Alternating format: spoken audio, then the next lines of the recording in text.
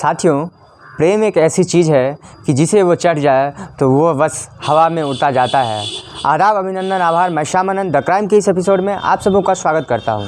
साथियों, यह सच्ची घटना है राजस्थान के बसवाड़ा ज़िले की, जहां दो लड़कियां बस एक लड़के से प्यार करती है और दोनों सहेलियां एक दूसरे से मिली हुई थी और एक दूसरे की बातें भी जानती थी और लड़का भी यह जानता था कि ये दोनों लड़कियां बस मेरे से ही प्यार करती है। दोनों लड़कियों में से एक लड़की ने उस लड़के का नाम अपने हाथों पे टैटू के रूप में बनवाई हुई थी और बताती थी कि ये मेरा बॉयफ्रेंड है, और दूसरी लड़की जो थी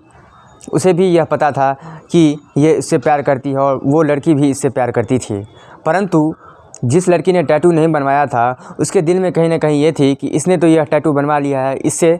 जो है वो लड़का बस इसे ही प्रेम करेगा और इसके साथ चला जाएगा और मुझे छोड़ के चला जाएगा। मैं तो इससे कहीं ज़्यादा प्यार करती हूँ।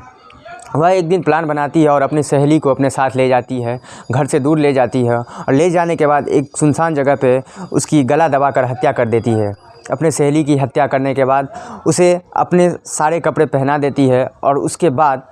एक चाकू से, धारदार हथियार से उसके जो चेहरे रहते हैं उसको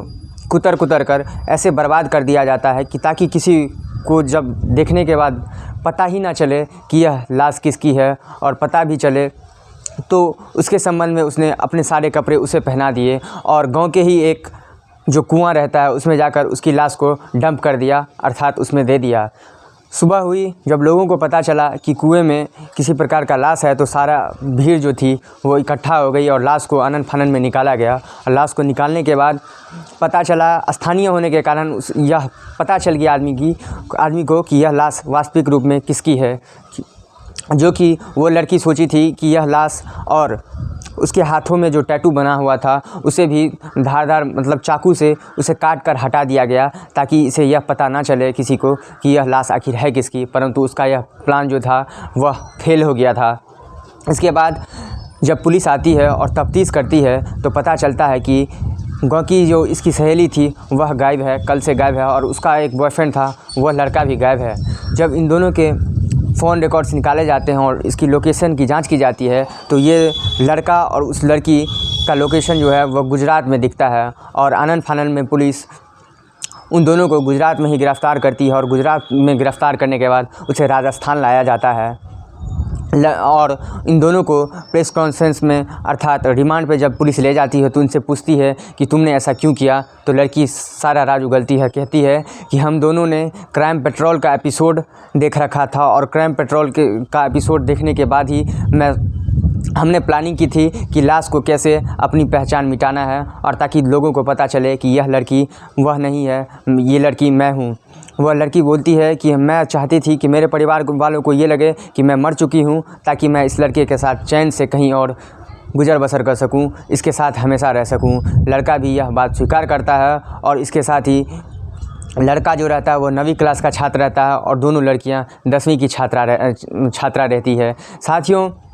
पुलिस के रिमांड पे है और वो दोनों अभी गिरफ़्तार हो चुके हैं। नाबालिग होने के कारण उसे नाबालिग जो कस्टडी होती है उसके अंदर अभी रखा गया है। साथियों, इस कहानी का उद्देश्य किसी को परेशान करना नहीं है, परंतु इस कहानी का उद्देश्य यही है कि अब आप बोलेंगे कि इस एज में प्रेम नहीं हो सकता है, लेकिन मेरा मानना है कि प्रेम तो प्रेम होता है, चाहे आप 10वीं की कक्षा में करें या ग्रेजुएशन में जाके करें, प्रेम तो प्रेम ही होता है। परंतु प्रेम का अर्थ ये नहीं होता है कि उसे पाने के लिए आप किसी की हत्या कर दें, किसी को मौत का घाट उतार दें, क्योंकि कहा जाता है कि प्रेम अमर होता है और ज़रूरी नहीं है कि किसी का जीवन आप हर लें या उसकी जो ज़िंदगी है उसे बर्बाद कर दें, क्योंकि कहा गया है साथियों कि जीवन से ज़्यादा अमूल्य चीज़ कोई नहीं हो सकती। क्योंकि बहुत सारे सपने होते हैं, परिवार वालों के, रिलेशन वालों के बहुत सारे सपने होते हैं। इसका कतई नहीं होता है कि प्रेम का अर्थ बस पाना ही है। ये भी हो सकता है कि अगर आपके छोड़ने से उसका जीवन बन रहा है तो कोई बात नहीं, आप बनने दीजिए, क्योंकि किसी का जीवन बहुत अमूल्य है, बहुत ही ज़्यादा अमूल्य है। एक जीवन जाने के साथ साथ एक नहीं, 2 परिवार, 4 परिवार, 5 परिवारों की ज़िंदगी बर्बाद हो जाती है। तो अर्थात साथियों, इस प्रकार के क्राइम और इस प्रकार की चीज़ों से हमेशा बच के रहें, खुद को सावधान रखें, सतर्क रखें। तो मिलते हैं साथियों द क्राइम के अगले एपिसोड में, तब तक के लिए जय हिंद, जय भारत।